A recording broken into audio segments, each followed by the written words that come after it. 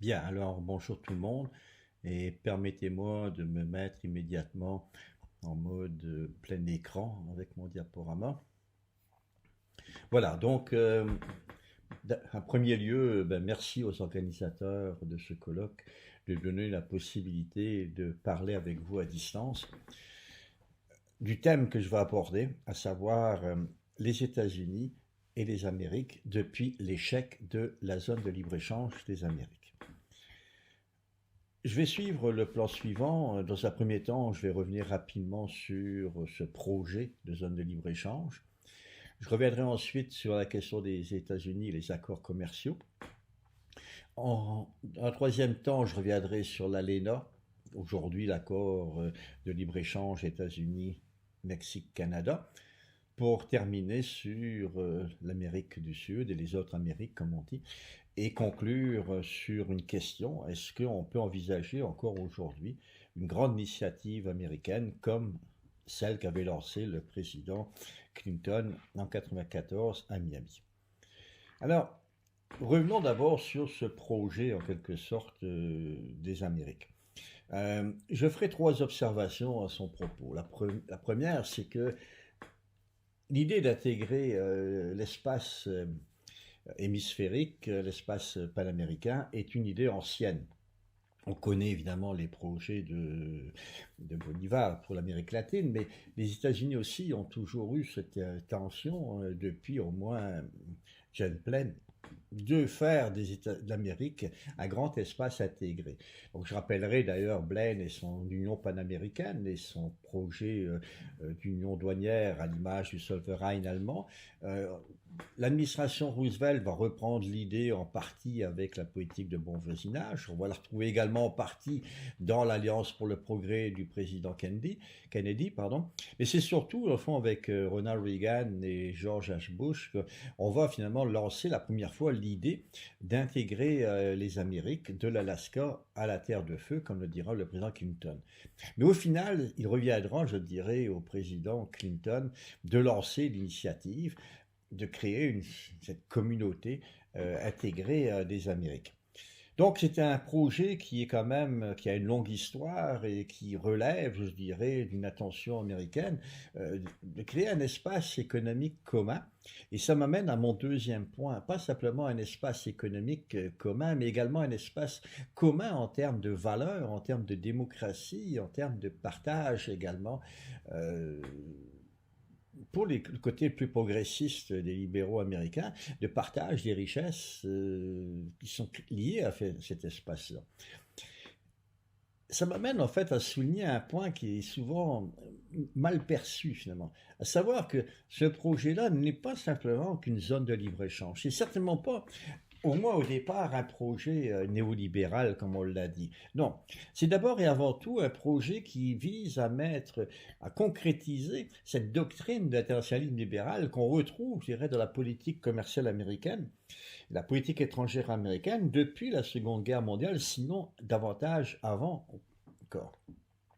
C'est un projet qui repose sur trois grands piliers, dont les bases d'ailleurs se retrouvent chez Emmanuel Kant, avec sa paix perpétuelle. Mais disons que c'est un projet qui repose sur trois piliers. D'abord une communauté de valeurs autour des droits individuels, la liberté, la démocratie. Deuxième pilier, c'est le pilier de la sécurité économique et de la paix par le commerce. On s'évoquera d'ailleurs dans le même moule le tout commerce de Montesquieu.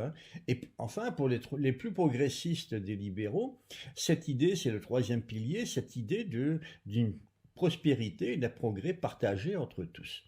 Donc c'est un point important à avoir à l'esprit parce que on a beaucoup mis l'accent sur la zone de libre-échange, mais par-delà de ça, il y a vraiment cette idée de mettre en place une communauté des valeurs, une communauté des démocraties, qui soit intégrée par des valeurs communes, mais également aussi évidemment par le commerce.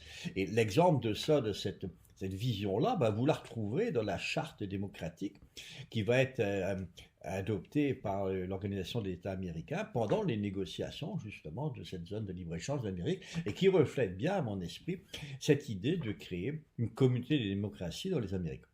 Et enfin, donc c'est le troisième point que je voulais souligner, rappeler, c'est que cette zone de libre-échange, ça fait partie d'un plan large à savoir créer une communauté des Amériques. Alors, vous comprenez bien que par rapport à cette vision très grande qu'avaient les États-Unis, l'échec en novembre 2005, qui va être consacré au sommet de Mar del Plata, un échec qui va être terrible, parce que dans le fond, c'est un échec pour le modèle d'intégration, un modèle américain d'intégration, qui était, je dirais, pris en contre-pied du modèle européen. Donc un modèle très contractuel, dont d'ailleurs l'ALENA était le représentant type. C'est un échec également pour une vision progressiste du libéralisme, avec cette idée de partager la paix, l'économie, le commerce, tout ce qui est prospérité entre les pays participants à cette communauté. Et c'est un échec évidemment pour le leadership des États-Unis, qui donc ont eu du mal à s'en remettre, du moins dans les Amériques par la suite. Alors, j'en viens à mon deuxième point important parce que c'est un élément clé. Dans ce projet américain, il y a toujours évidemment les valeurs, mais également aussi, j'insiste, le commerce. Et au niveau du commerce, les États-Unis, depuis les années Reagan et Bush, se sont dotés, je dirais, d'un outillage important en matière d'accords commerciaux bilatéraux. Ils en ont même fait une priorité par rapport au multilatéralisme. Pour donner les faits par rapport à, je dirais, ce qu'il en est, aujourd'hui, les États-Unis ont pas moins de 20 accords de commerce, dont 12 dans les Amériques. Ces accords, globalement, couvrent 47% de l'exportation et plus du tiers de leurs importations. Les accords dans les Amériques à eux seuls couvrent pratiquement 40% de leurs exportations, à peu près 30% de leurs importations. Mais si vous regardez le commerce simplement de l'ALENA, le commerce d'Amérique du Nord, c'est l'accord avec les États-Unis, avec le Mexique et le Canada, ça couvre 80% de leurs exportations et 90% de leurs importations totales dans les Amériques. Donc c'est dire à quel point cet accord-là, il est extrêmement fort, extrêmement important, majeur pour les États-Unis. À côté des accords de commerce, vous avez les traités bilatéraux. On sait qu'il y a tous les accords de libre-échange, un chapitre sur l'investissement. Mais en plus, il y a des traités finalement pour les pays qui n'ont pas d'accord. Donc ici, il y a 42 traités bilatéraux d'investissement, dont 9 dans les Amériques, encore une fois. Il y a également 5 accords cadres de coopération et d'investissement que les Américains considèrent comme une première étape vers un accord de libre-échange. Il y en a 5 dans les Amériques. Et enfin, ce qui est peut-être moins connu, c'est que les États-Unis ont également un accord de commerce et de coopération économique avec le Brésil. Donc c'est dire que dans les Amériques, les États-Unis ont un réseau assez serré d'accords, de traités, qui finalement assurent à la fois les règles, mais en même temps aussi qui assurent une ouverture assez grande, aussi bien à leur commerce de marchandises, de services, qu'à leurs investissements. Alors j'en viens précisément à l'accord de libre-échange nord-américain, aujourd'hui l'accord, encore une fois, États-Unis, Mexique, Canada. Il ne faut pas perdre de vue que l'ALENA, au départ, c'est quand même le premier, du moins le premier accord qui a été signé dans les Amériques, le premier avec un pays en développement, d'ailleurs en l'occurrence le Mexique, à l'époque. Et ça a été pendant longtemps le plus grand accord des États-Unis, même on a même parlé de cet accord-là comme la première grande zone de libre-échange au monde. Deuxième point qu'il faut avoir à l'esprit pour nous souligner l'importance de cet accord, c'est quand même 1,6 milliard de marchandises qui sont exportées tous les jours. Je dis bien 1,6 milliard de dollars qui sont exportés tous les jours des États-Unis vers le Canada et le Mexique. Troisième remarque, cet accord-là a été un modèle qu'on a opposé d'ailleurs au modèle européen d'intégration en profondeur, qui a fait bouger bien des choses. Les négociations d'Uruguay, qui a servi de modèle également à une multitude d'accords. Tous les accords qui sont signés par des pays, y compris le Canada, le Chili, le Pérou, etc., sont sur le modèle de cet accord-là. Disons-le, il faut regarder les choses en face.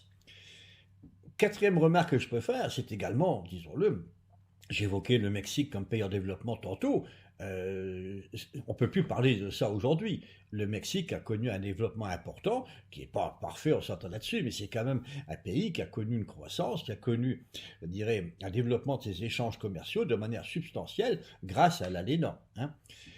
Un autre élément à ne pas perdre de vue, c'est également que c'est le centre de gravité des Amériques, hein, c'est l'Amérique du Nord, c'est là que le centre, le nœud, c'est le centre des chaînes de valeur.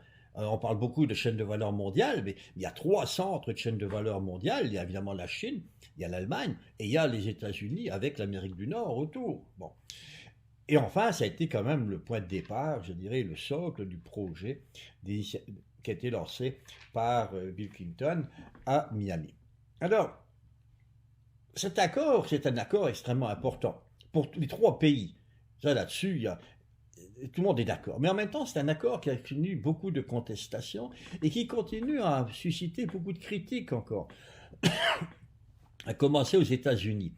J'ai mis ici sur le graphique le solde commercial des États-Unis avec ses deux voisins.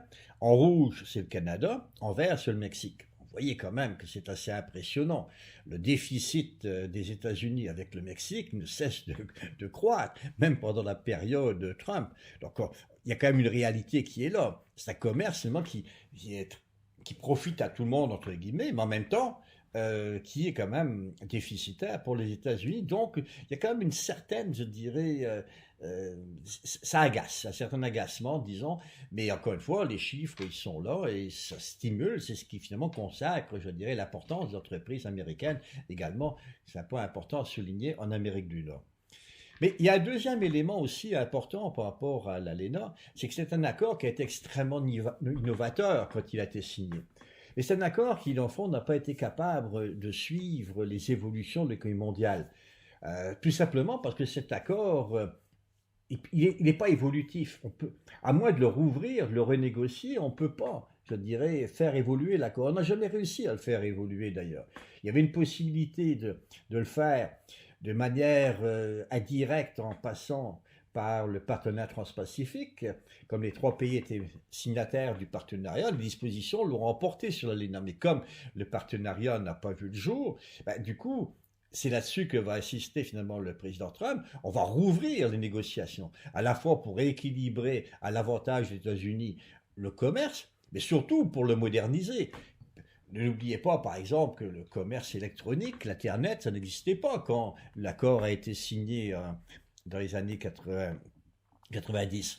N'oubliez pas aussi que la Chine n'était pas un partenaire majeur à l'époque, c'était l'Europe et le Japon à l'époque. Donc tout ça, c'est des changements qui fait que l'administration Trump va forcer les choses et littéralement, je dirais, imposer la réouverture, sous la menace même, imposer la réouverture de l'accord à ces deux partenaires commerciaux, le Canada et le Mexique. Alors, cette négociation qui va se faire va être très rapide, somme toute. Elle va être très rapide et je dirais deux choses que je voudrais souligner. La première, c'est que pour moi, les États-Unis sont les grands gagnants.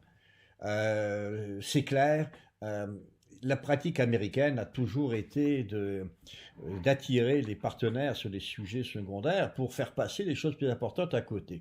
Et en ce sens-là, finalement, c'est leur vision de l'intégration qui est passée, c'est leur vision, c'est leur agenda commercial qui est passé, et certainement, je dirais, le point le plus important, au fond, c'est qu'on va aller de l'avant en termes de modernisation de l'accord, mais également aussi en termes de la forme que représente cet accord, parce que c'est un accord de type contractuel, pas du tout sur le modèle communautaire comme on peut retrouver en Europe. Le deuxième élément important, c'est que c'est un accord qui marque, je dirais, une nouvelle étape de l'intégration en profondeur en Amérique du Nord, notamment avec des sujets importants comme le commerce électronique. Le chapitre est devenu le modèle pour les États-Unis. Une gestion plus centralisée des douanes, par exemple. C'est pas grand-chose, mais c'est quand même important, ça, en termes de facilité de commerce. Et surtout, l'ouverture d'un champ qui est extrêmement important aujourd'hui, c'est la coopération réglementaire internationale. C'est là qu'aujourd'hui se concentrent la plupart des négociations. Et à l'intérieur de ces négociations-là, c'est le modèle des bonnes pratiques, c'est le modèle de la discussion bilatérale qui a été en quelque sorte adopté dans le cadre de l'ALENA, dans le cadre du nouvel accord, pardon, avec les États-Unis, Canada, Mexique, et c'est un modèle, dans le fond, qui va aller très loin et très vite, comme les États-Unis souhaitent le faire.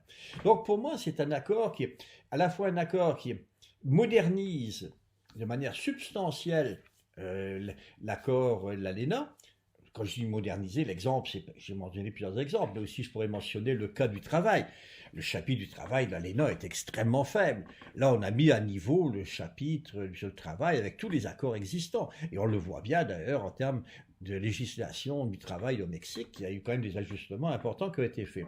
Mais c'est un accord aussi pour moi qui va aller de l'avant dans ce processus d'intégration, de la création d'un espace vraiment intégré en Amérique du Nord, par-delà l'ouverture des marchés. Simplement, c'est qu'on va vers un système avec maintenant de plus en plus de normes communes, de politiques communes, etc. Alors, qu'est-ce qui se passe maintenant avec le reste des Amériques? Sur ce point-là, je ferai 4 observations. Première chose, c'est que les Amériques sont sorties de Mar del Plata plus divisées que jamais.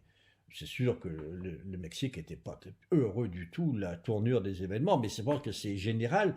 Et je dirais pendant un certain temps, le fait qu'on a pu développer beaucoup d'échanges, de commerce et avoir une croissance soutenue grâce à ça, avec ce rôle moteur de locomotive que va jouer la Chine, ben, ça a permis, je dirais, de réfléchir à une alternative et ça a permis, dans le fond, de se dire on n'a plus besoin des États-Unis, on peut se tourner vers d'autres cieux. Bon, aujourd'hui, il faut quand même faire le bilan de tout ça. Il y a quand même beaucoup de désillusions et aujourd'hui, on n'a pas d'alternative régionale à proprement parler. Deuxième remarque que je voudrais faire, c'est tous les groupements régionaux sont à la dérive. J'y reviendrai tout de suite après. Troisième élément, ça c'est celui-là qui est le plus visible, c'est que la Chine est devenue un hub du commerce dans les Amériques, au détriment des États-Unis d'ailleurs. Avec, cependant, et c'est ça que je vais insister, c'est que c'est pas vrai partout. Il y a quand même, je dirais, 3 cercles aux Amériques. Le premier cercle, c'est les pays de l'ALENA, où les États-Unis restent quand même dominants.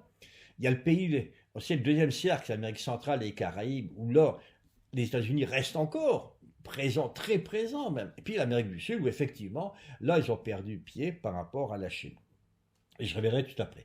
Et enfin, quatrième remarque que je veux faire, c'est que c'est pas seulement l'Amérique du Sud, pas seulement les États-Unis qui pivotent vers l'Asie-Pacifique, c'est toute l'Amérique du Sud. Alors, je reviens avec le commerce intra-régional. Le tableau ici que j'ai construit, il montre pour les grands groupements économiques des Amériques l'évolution du commerce intra-régional. Pour moi, ce qui est frappant, c'est le recul très marqué du commerce intra-régional dans la LADI, quand même, qui est le symbole, d'une certaine façon, de l'intégration des Amériques, de l'Amérique latine, pardon. Également le Mercosur qui a été présenté un temps comme l'alternative à l'ALENA, voire même l'alternative à la zone de libre-échange d'Amérique. Regardez aujourd'hui le commerce interrégional, c'est 8,7% pour les exportations, 13,3% pour les importations. Par contre, si vous allez vers le nord, ben là, ça tient mieux la route. L'ALENA, malgré la présence de la Chine, on est quand même à 45,9 pour les exportations, 31,5 pour les importations. Même chose pour l'Amérique centrale, c'est sûr qu'on n'est pas dans les chiffres mirobolants comme on a en Europe, voire même dans le cas de l'ASEAN, par exemple, on est à 25%. Mais on est quand même, de manière assez stable, à un commerce intra-régional qui est toujours de l'ordre de 15%. Donc, on voit bien qu'il y a quelque chose qui tient bien, malgré tout, en Amérique du Nord et en Amérique centrale. Le deuxième point, ben là, c'est ce qui est peut-être le plus connu, c'est la question de la présence de la Chine. Comme j'ai dit tantôt, ben, j'ai 3 cercles. Premier cercle, c'est la première colonne, c'est évidemment Canada et Mexique. Regardez les chiffres, ils sont quand même impressionnants. Même si on est loin, on n'est plus aux 80% des années, aux 90% même pour le Mexique, d'exportation vers les États-Unis. On est quand même encore au Canada pour l'exportation à 73% vers les États-Unis, pour le Mexique à quasiment 80%. Là. Bon, on a atteint, je rappelle, le 90% et plus même au Mexique. C'est quand même très puissant, là. Même chose, c'est que tu regardes le deuxième cercle, où là, les États-Unis sont numéro 1 partout. Numéro 1 partout, avec des chiffres peut-être moins importants que pour les voisins du Nord, mais ça reste quand même des chiffres très honorables. On est quand même autour de la moitié des échanges, sinon davantage, qui vont vers les États-Unis.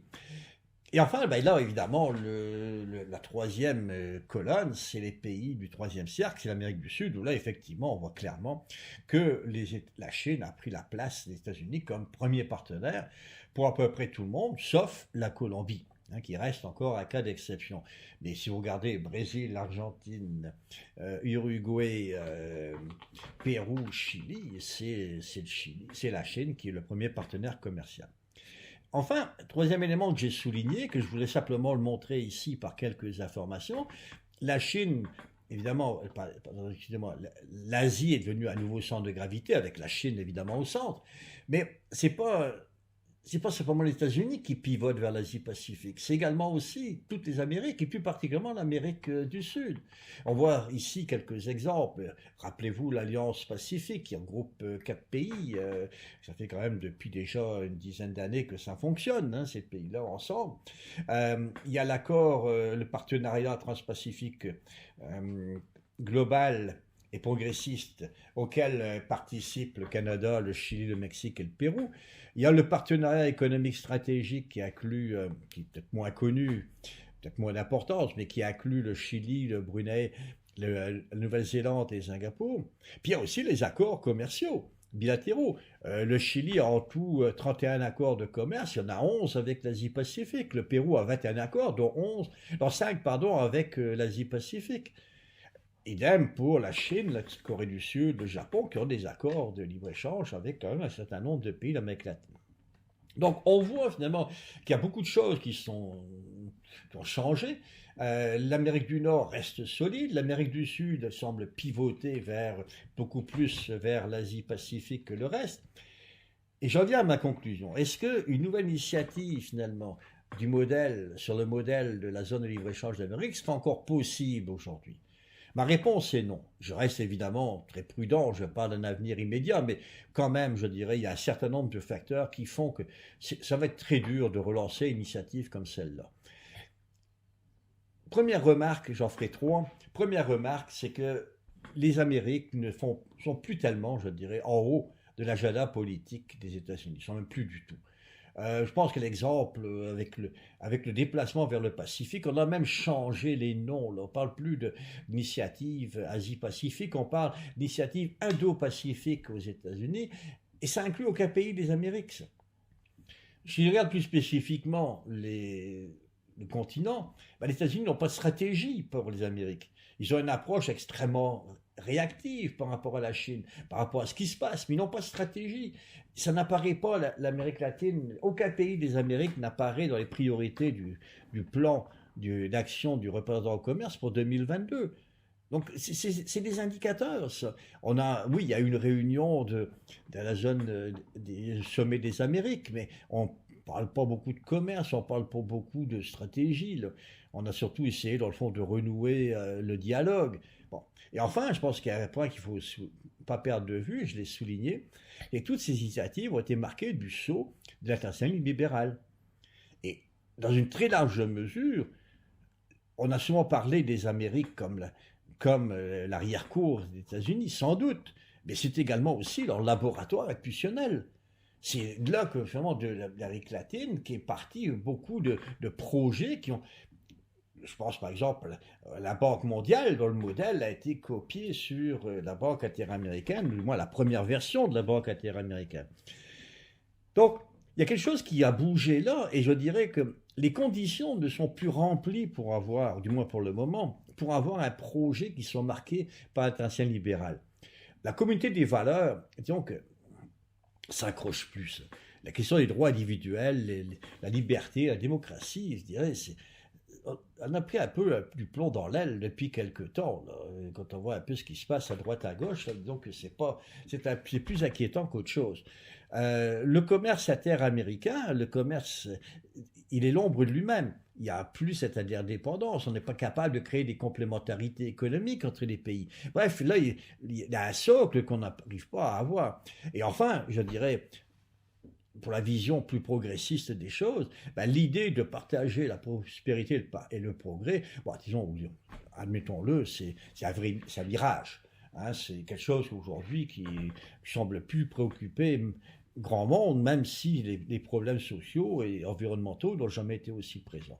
Donc ma conclusion, c'est que très pessimiste, c'est que oui, on peut envisager encore, je dirais, des initiatives, il y en aura certainement, mais une initiative d'une telle ampleur, avec un tel esprit, je dirais, de créer une communauté des démocraties dans les Amériques, ce projet-là n'est plus dans l'air du temps et je dirais que ça va prendre un certain temps éventuellement à revenir.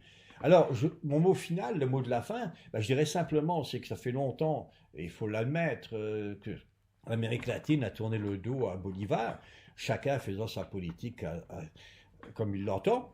Et c'est maintenant, je dirais aussi, autour des États-Unis, d'oublier tout simplement James Blaine et surtout la vision progressiste de l'international libéral qu'avait mis de l'avant l'administration Roosevelt avec cette idée de New Deal, mais pas simplement un New Deal aux États-Unis, mais cette idée, dans le fond, d'exporter le New Deal. Alors voilà, merci beaucoup pour ce temps. Je vais fermer le diaporama.